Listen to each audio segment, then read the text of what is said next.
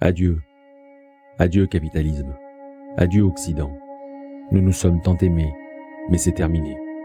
Vous n'aurez plus mon argent, doit murmurer le reste du monde, après que l'Union européenne a franchi un seuil qui semble ébranler les fondations mêmes de notre système économique. En adoptant des mesures qui vont jusqu'à envisager la rétention des bénéfices générés par les avoirs russes gelés, sans fixer de date limite ni de conditions claires pour la réalisation de cette saisie, l'UE pose un acte lourd de conséquences.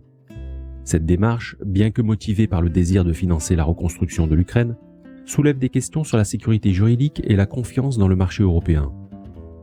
La situation est rendue encore plus complexe par les préoccupations concernant la capacité de la Russie à contourner ces sanctions, exacerbant ainsi les défis auxquels l'Europe doit faire face pour maintenir l'efficacité de son régime de sanctions.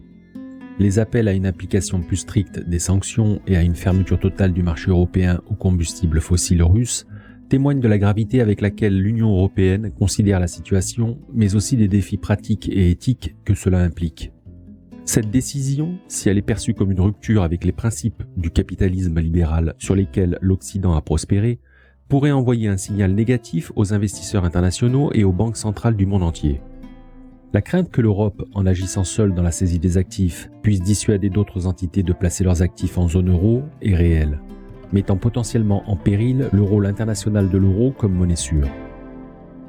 Dans ce contexte, l'Europe se trouve à un carrefour critique, où les décisions prises aujourd'hui pourraient redéfinir non seulement sa relation avec la Russie, mais aussi les principes fondamentaux de l'ordre économique mondial.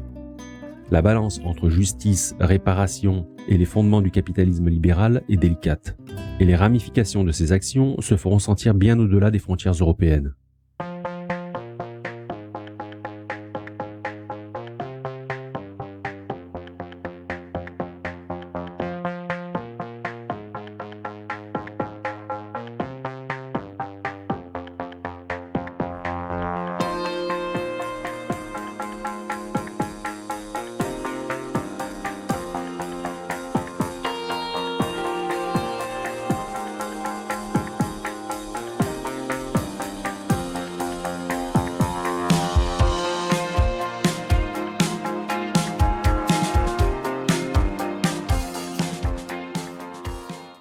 Abordons un aspect crucial de cette situation complexe, le cadre juridique entourant le gel et la saisie potentielle des actifs russes.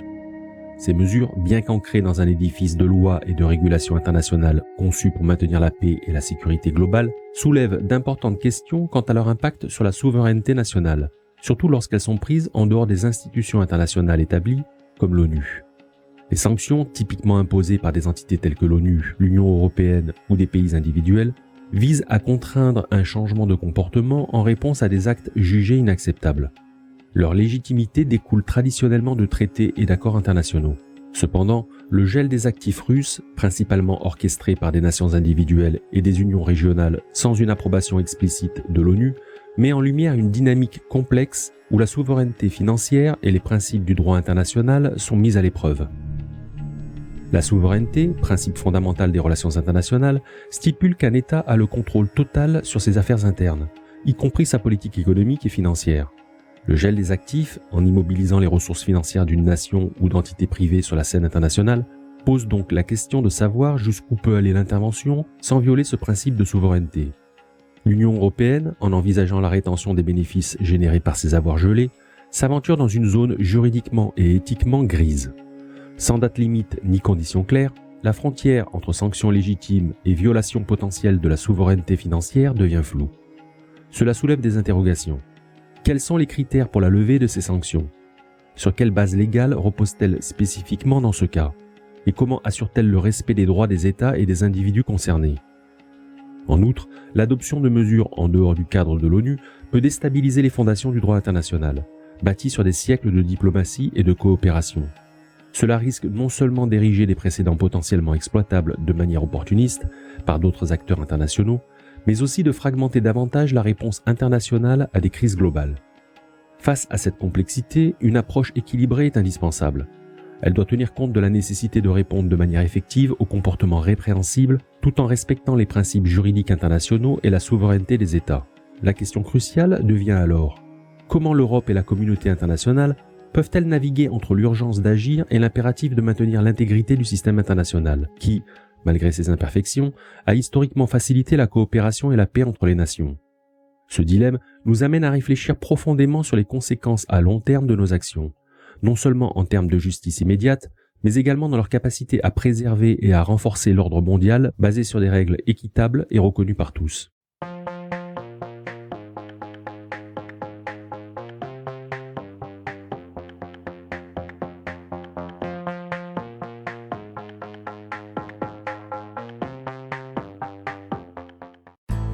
Examinons maintenant les précédents historiques pour mieux comprendre les implications à long terme des décisions prises aujourd'hui. L'histoire nous offre de précieux enseignements sur les conséquences des sanctions économiques et du gel d'actifs, en révélant à la fois leur potentiel et leurs limites. Prenons l'exemple des sanctions contre l'Afrique du Sud durant l'apartheid. Dans les années 1980, la communauté internationale a imposé un large éventail de sanctions économiques contre le régime d'apartheid, y compris le gel des investissements et des restrictions commerciales. Ces mesures, bien qu'ayant contribué à isoler économiquement l'Afrique du Sud et à exercer une pression pour des changements politiques, ont également eu des répercussions économiques profondes, tant pour l'Afrique du Sud que pour ses partenaires commerciaux. Ce cas illustre la dualité des sanctions. Elles peuvent être un outil puissant pour le changement, mais elles portent en elles le risque de conséquences non intentionnelles. Un autre exemple notable est celui des sanctions imposées à l'Irak dans les années 1990. À la suite de l'invasion du Koweït, l'ONU a instauré un embargo strict qui a entraîné des répercussions humanitaires dévastatrices pour la population irakienne, sans pour autant atteindre rapidement ses objectifs politiques. Ce cas met en évidence les défis éthiques et pratiques associés à l'emploi de sanctions économiques, en particulier lorsqu'elles affectent directement les citoyens ordinaires. Plus récemment, la saisie des actifs iraniens par les États-Unis et d'autres nations a souligné la complexité de tels actes sur la scène internationale. Bien que visant à contraindre l'Iran à renégocier son programme nucléaire, ces actions ont soulevé des questions sur la souveraineté nationale, sa légalité internationale et les répercussions sur les relations diplomatiques. Ces exemples nous enseignent plusieurs leçons. Premièrement, l'efficacité des sanctions et du gel d'actifs dépend largement du contexte spécifique et de la capacité à maintenir un front uni au niveau international. Deuxièmement, il est crucial d'évaluer soigneusement les conséquences potentielles, non seulement sur le pays ciblé, mais aussi sur la population civile et l'économie mondiale. Enfin, l'histoire nous montre que la diplomatie et le dialogue doivent accompagner les sanctions pour favoriser une résolution durable des conflits. En tenant compte de ces précédents, nous pouvons mieux appréhender les complexités et les dilemmes posés par le gel et la saisie des actifs russes. Cela nous rappelle l'importance de la prudence, de la réflexion stratégique et de l'engagement envers les principes éthiques et juridiques, afin que les mesures prises aujourd'hui ne deviennent pas les erreurs de demain.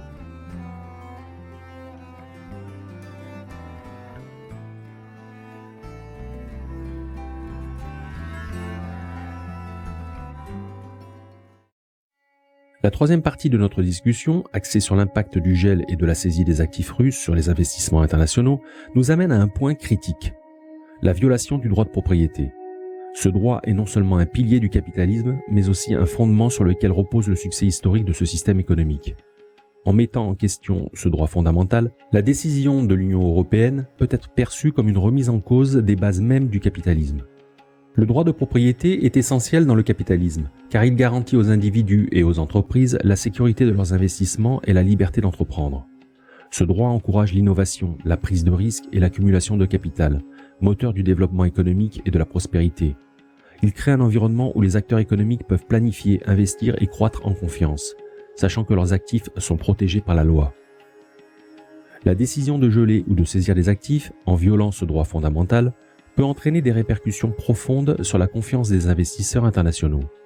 Si les acteurs économiques perçoivent que leurs investissements ne sont plus sécurisés par des droits de propriété inaliénables, cela pourrait entraîner une réévaluation globale du risque associé aux investissements dans les juridictions concernées. Cette incertitude juridique pourrait freiner les investissements, ralentir l'innovation et, à terme, inhiber la croissance économique. La violation du droit de propriété et les incertitudes qui en découlent peuvent dissuader non seulement les investissements directs étrangers, mais aussi décourager les entrepreneurs locaux. Sans la garantie que leurs droits de propriété seront respectés, les investisseurs et les entrepreneurs pourraient être moins enclins à engager des capitaux, ce qui ralentirait l'innovation et la création d'emplois. Cette dynamique peut avoir un effet domino sur l'économie globale, affectant le développement économique et la prospérité à long terme. En conclusion, la décision de l'Union européenne, en remettant en cause le droit de propriété, s'aventure sur un terrain qui touche au fondement même du capitalisme. Cette démarche, bien que motivée par des intentions politiques et sécuritaires, nécessite une réflexion approfondie sur ses implications à long terme.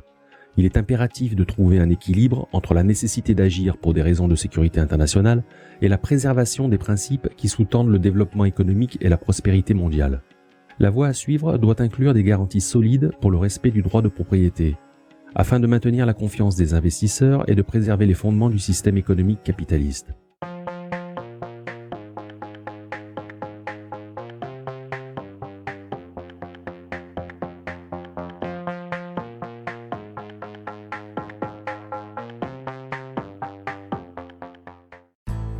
Dans le cadre des réactions et contre-mesures face aux sanctions économiques, la Russie et d'autres nations affectées pourraient adopter une série de stratégies visant à minimiser l'impact de ces sanctions.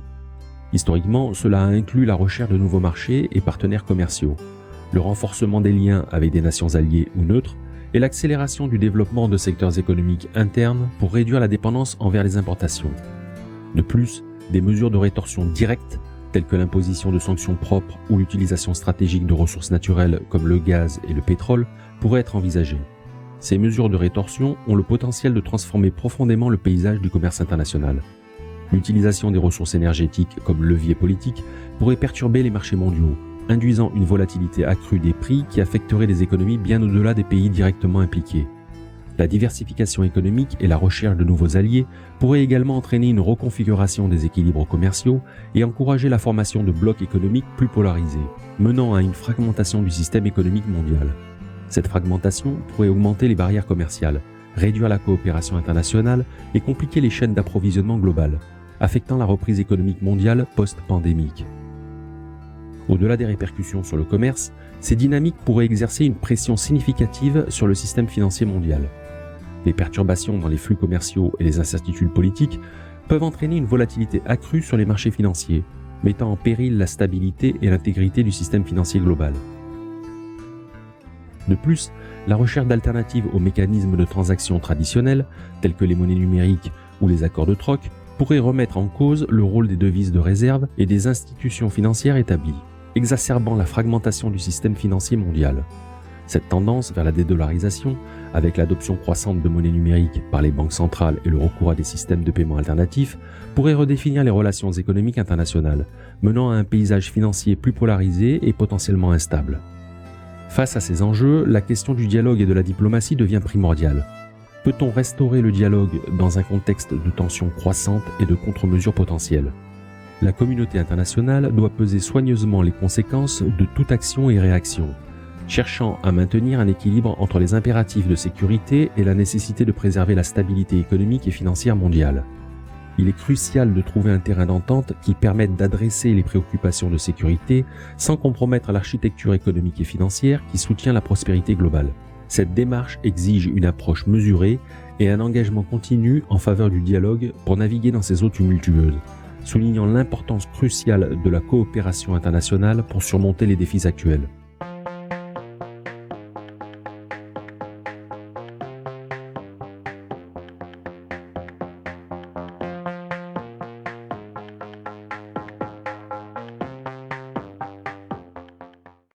Pour conclure cette analyse approfondie, il est essentiel de reconnaître l'interconnexion entre les mesures économiques prises par l'Occident et les principes éthiques, juridiques et économiques fondamentaux qui sous-tendent l'ordre mondial actuel. Le gel et la saisie des actifs russes, bien que visant à répondre à des préoccupations de sécurité immédiates, soulèvent des questions complexes sur le respect du droit de propriété, l'éthique des sanctions économiques et leurs répercussions à long terme sur les relations internationales et la stabilité économique mondiale. La diplomatie et le dialogue émergent comme des piliers essentiels dans la recherche des solutions durables. Plutôt que de recourir uniquement à des sanctions qui peuvent parfois exacerber les tensions et avoir des conséquences imprévues, il est crucial de privilégier des approches diplomatiques qui favorisent la compréhension mutuelle et la coopération. L'histoire nous a montré que des résolutions de conflits réussies sont souvent le fruit de négociations patientes et de volonté de comprendre les perspectives de toutes les parties impliquées. Par ailleurs, explorer des alternatives aux sanctions traditionnelles peut offrir de nouvelles voies pour résoudre les désaccords sans nuire à l'ordre économique mondial. Des initiatives telles que les mécanismes de médiation internationale, les accords de coopération économique renforcés ou même des solutions innovantes comme les échanges culturels et éducatifs peuvent contribuer à désamorcer les tensions tout en préservant les intérêts économiques et sécuritaires fondamentaux. En somme, alors que nous nous trouvons à un carrefour critique, la nécessité de maintenir un équilibre entre la sécurité, les principes éthiques et juridiques et la prospérité économique n'a jamais été aussi impérative. Il est primordial que la communauté internationale, guidée par le respect des principes du droit international et du capitalisme libéral, s'engage dans un dialogue constructif et envisage des alternatives créatives aux sanctions pour naviguer dans le contexte géopolitique complexe d'aujourd'hui. Seul un engagement renouvelé envers la coopération internationale et la diplomatie peut assurer un avenir où la sécurité et la prospérité sont accessibles à toutes les nations dans le respect de la dignité et des droits fondamentaux de chaque individu.